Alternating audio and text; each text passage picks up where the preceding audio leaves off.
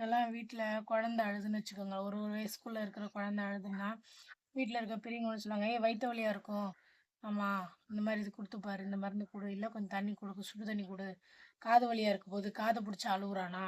நம்ம மூக்கு ஏதோ சளி அடைச்சிட்டுருக்கும். அதனால தான் அழுவுறானா?" அப்படின்னு. இப்ப அப்படிலாம் இல்ல. அழுதுச்சுன்னா கையில ஃபோன குடுத்துடுறாங்க. அதான் அந்த வலிய தாங்கிட்டு அந்த ஃபோனையே பார்த்துக்கிட்டு இருக்கா, இவளுகளுக்கு ஃபோன் ஏதாவது ஒண்ணு வரும்போது அந்த ஃபோன வாங்கும், மறுபடியும் கத்துது. மறுபடியும் அந்த ஃபோன குடுத்துடுறது. அப்போதைக்கு சொல்யூஷன் வந்து ஃபோனு. ஃபோன குடுத்துட்டா அமைதியா கொஞ்ச நேரம் ஃபோன குடுங்க. அவன் அமைதியாயிடுவான். அப்ப அது தெரிய மாட்டேன்து. குழந்தைக்கு என்ன பண்ணுது? ஏது பண்ணுது? நல்லா சிவியர் ஆனதுக்கப்புறம் ஆஸ்பத்திரிக்கு தூக்கிட்டு ஓடுறது. அது இ லே லைட்டா இருக்கும்போது அது என்ன ஏதுன்னு சொல்லி பார்க்கறதுலாம் இல்ல. ஃபோனுக்கு தான் அவன் அழுவுறான். இவங்களே முடிவு பண்ணிறது. அவன் ஃபோனுக்கு தான் அழுவுறான். ஃபோன குடுத்தா சைலண்ட் ஆயிருவான் அப்படின்னு சொல்லிட்டு. நம்ம தாங்க குடுக்குறோம். அவங்க ஒண்ணும் பொறக்கும்போது கையில ஃபோனோட பொறக்கல. நம்ம குடுத்து குடுத்து பழகிட்டு லாஸ்ட்ல ஃபோனுன்னு எப்ப பார்த்தாலும் ஃபோன பார்க்குற அப்படின்னு சொல்லி. இது எனக்கும் தான் சேரும். அப்ப குடுத்துப்புட்டு இப்ப வந்துகிட்டு எப்ப பார்த்தாலும் ஃபோன பார்க்குறேன்.